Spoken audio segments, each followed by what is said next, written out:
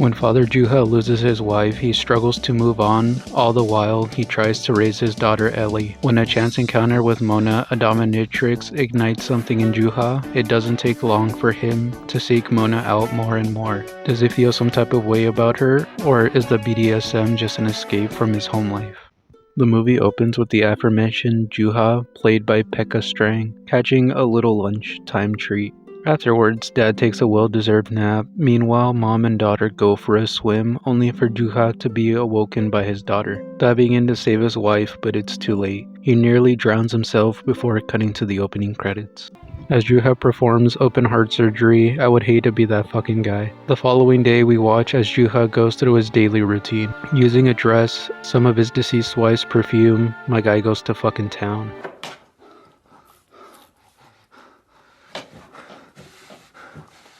After freshening up, he goes to pick up his daughter Elli, played by Yola Huta, who is now in high school. She tries to play matchmaker by introducing her father to her music teacher, Satu, played by Ona Ariola. They arrive to get Elli's tongue pierced. Tässä on vähän ahdasta kolmella. Se on kahvikone kulman takana. They kick Dad out because he's ruining the vibes, running into the special room in the back, only to be choked out by this dominatrix, Mona, played by Krista Kosonen, having a flashback to the day his wife tragically died. Now we get this awkward drive home.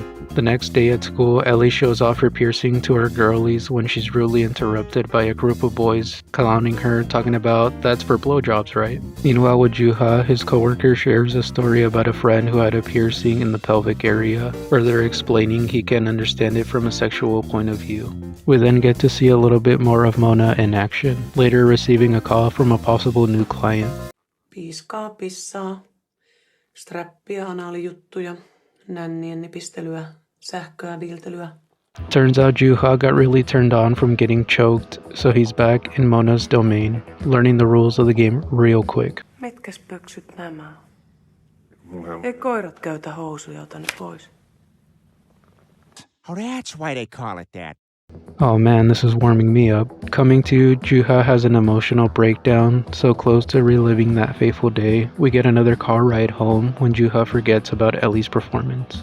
Nice job, man. Mona also works as a medical practitioner of some sorts. She then gets a call from Juha, so she heads back to the office. Juha is sporting a new leather harness, which kinda looks cute on him. He's more eager this time around. Mona also wears a new blonde wig, which from certain angles kinda reminds me of Josh Hutcherson. Anyways, Juha has another hallucination where his wife swims towards him, only to be awoken before they can embrace. He then has this awkward interaction when he comes to.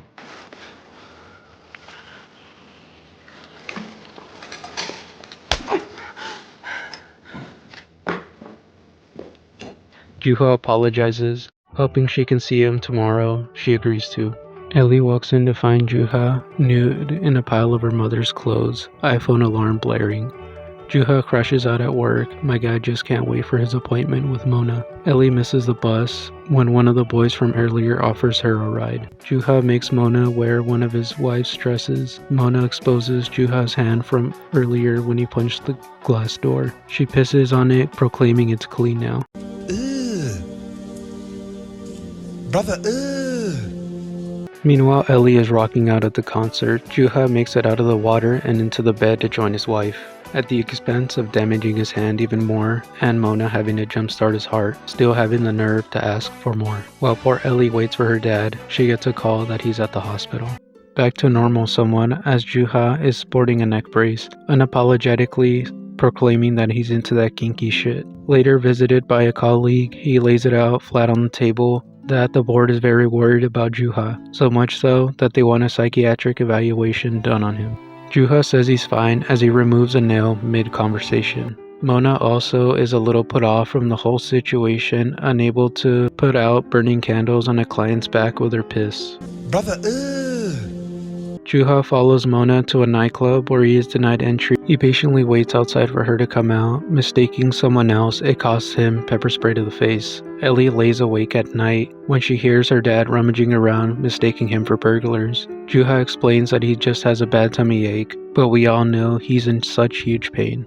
On a later date, Juha takes the music teacher Suta out on a date. When they try to be intimate, Juha shows Suta how to choke him, but she can't take any of it seriously, so Juha says fuck it and leaves. Stalking Mona once again, this time actually catching up to her, he begins to tell her she can hurt him as much as she likes, with no safe words allowed.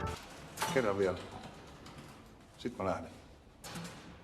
Ei koirat seiso kahdella jalalla. No pain, no pleasure, baby. Mona begins by ripping out one of Juha's teeth. Up next, mummifying his face with saran wrap. But realizing Juha's there to kill himself, she lets him breathe. They have one more awkward embrace when Juha goes home to find the whole place trashed. Elli is off at school smoking cigarettes now. Before he can tell her the truth, Elli runs off with her new biker boyfriend. We also see Juha throw away his wife's old clothes. And also passing the psychiatric evaluation test, Juha, now fully embracing his freak nasty side, is led into the BDSM nightclub that Mona entered earlier. After 7 umbrella drinks, Juha hits the dance floor, ending with Juha embracing his true self and happily living his life the way I'm sure his wife would have wanted him to.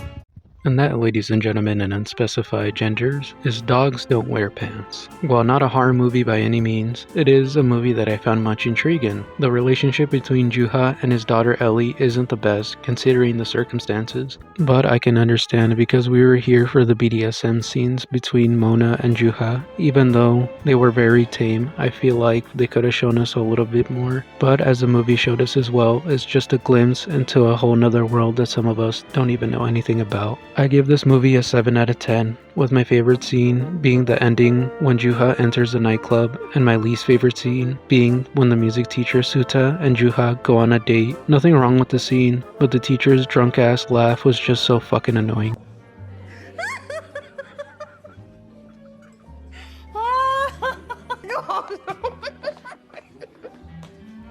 Well, I hope everyone had a happy and safe Valentine's Day. And I hope you enjoyed this video because nothing screams romance more than a middle-aged man discovering his sexuality.